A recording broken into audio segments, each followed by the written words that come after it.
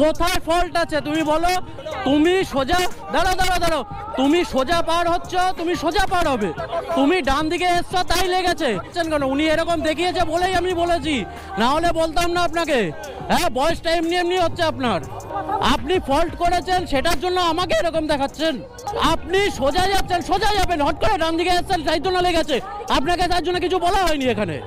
উনি ফল্ট করেছে, উনি সেই ফল্টের জায়গায় আবার আমাকে এরকম দেখাচ্ছে। আরে ভাই, তুই সামনে থেকে যাচ্ছিস, মেয়েটা এখানে ছিল, ছেলেটা পাশে ছিল, আমার বাইক এখানে, আমি যাব ডান দিকে।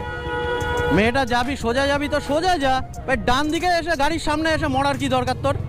এখন যা যুগ পড়েছে, যা কিছু হবে সব বাইকারদের দোষ।